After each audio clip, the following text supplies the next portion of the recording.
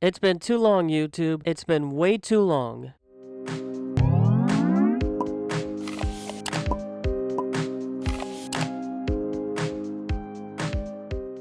Hello everyone, I am back with my first video in 5 months. Today I will discuss my top 10 defensive backs in the 2024 NFL Draft. For the next couple of months, I will rank all these position groups for this upcoming class. Most of them will be top 5 lists, but if there are a lot of players I like in a group, you will see me do a top 10 list like I'm doing today. Enough chit chat, you know how these videos work. Let's get things started. Over the years, Georgia has sent many safeties to the NFL with players like Richard LeCounte, Mark Webb, Louis Cine, Chris Smith, and Tyke Smith, who is in this year's draft class. But none of them are better than free safety Javon Bullard. He is great in coverage and has improved in that area every year. He can recognize routes. He has really good ball skills as he finished second among safeties and forced in completion percentage with 27. He's also a good tackler and has elite speed at the next level. But he's not just a safety. He also has spent a lot of time as a slot corner, so you can put him almost anywhere on the field. The main issue I have with him is he is a really bad run defender, which is important for his safety, and he tends to leave too much space in coverage at times. Those problems are a huge reason why he's not higher on this list. But despite those issues, I still think he can be a reliable starter in the NFL or at worst a rotational player.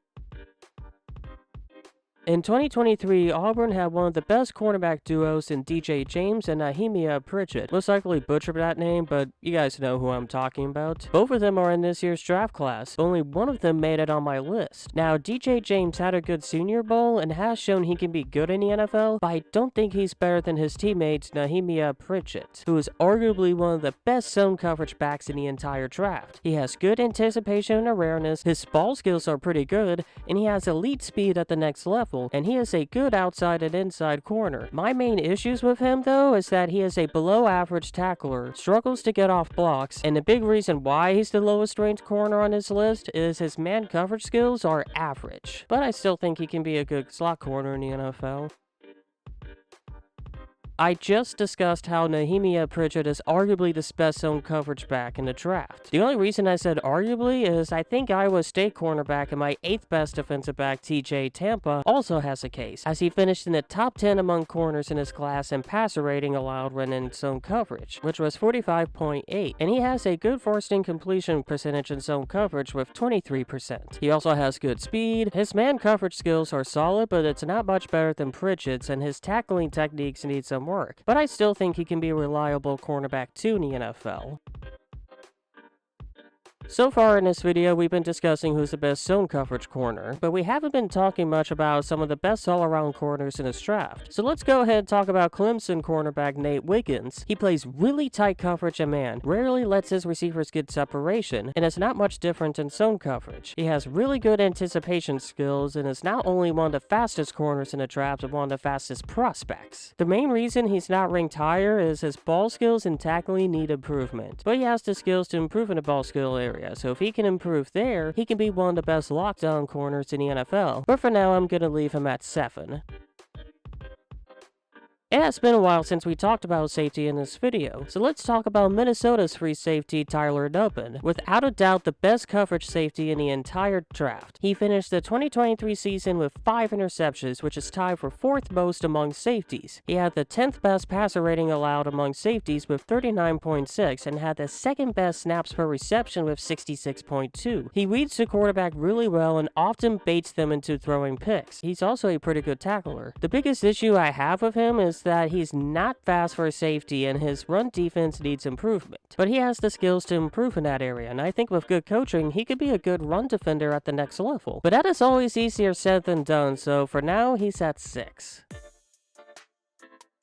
Earlier in this video, we discussed Georgia's recent history of sending safeties to the NFL, but they've also had a recent history of sending corners to the NFL with guys like Tyson Campbell, Eric Stokes, Keely Ringo, Terion Kendrick, and my number 5 defensive back Kamari Lasser. He is one of the best man coverage corners in the entire draft, and the best one we'll talk about in this video, rarely letting his receivers get separation in one-on-one battles. He finished 2023 with a 39.6 passer rating when targeted in man coverage, and 42.3 snaps per reception interception in man coverage, which was second best in the country. His zone coverage skills aren't as good as his man coverage skills, but still pretty good. My issue with him is that he's not that fast, and I know this sounds stupid, but his lack of picks is concerning. You don't have to be like Marcus Peters where you have at least 5 interceptions a year, but having one career interception and not having one since 2021 is eye-opening to say the least, and a big reason why I can't rank him in my top 3. But I still think he can be a good corner in the NFL.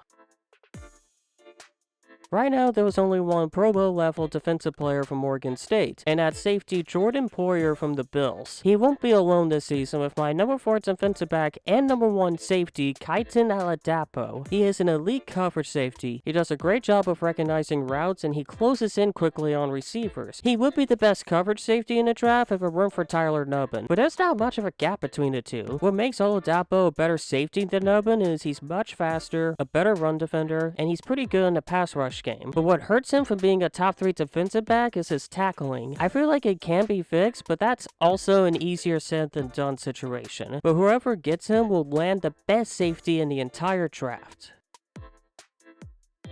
There is a history of cornerbacks who had cool and unique nicknames and were good at football. Sauce Gardner, Night Train Lane, and Prime Time. I think another guy will join that group, and that's my number 3 defensive back, KoolAid McKinney from Alabama. He is one of the best all-around corners in the entire draft. His man and zone coverage skills are elite. His ball skills are some of the best I've seen despite not having a pick in 2023. Basically, what I've been saying about guys like Lasser and Wiggins is the same for McKinney. But what makes him better than those two is he has better awareness and instincts. He's one of the fastest corners in the draft, even faster than Nate Wiggins, and the best tackling corner in this video. But there is a reason he isn't in my top 2. He has some mechanical issues that need improvement. I don't think they will be bad enough to make him fail at the next level, but it is enough to make me not want to put him ahead of my next 2 guys. Earlier, we discussed Nehemiah Pritchett and DJ James being one of the best cornerback duos in college football last season. But you're probably wondering, who the hell was the best last year? Well, we just talked about one of the 2 from that duo in this video, which was KoolAid McKinney. His teammate Terion Arnold is my number 2 guy on this list. He is elite in man coverage. Receivers rarely had separation. Out of all the guys we talked about so far, he's been the guy who's been the best at allowing separation. His zone coverage skills are elite as well, and he has seen improvement in that area over the years. He had the 6th most forced incompletions in zone coverage for a cornerback with 10. He's also played a good amount of snaps in the slot while playing the majority of his snaps on the outside. He's got pretty good speed and is a good tackler, but what's keeping me from making him my number 1 guy is he leaves a little too much space in zone coverage. Now, I did just say we have seen improvement from Terion Arnold in zone coverage over the years, so it would not surprise me if that issue will improve in the NFL as well. But for now, I'm just going to keep him at number 2.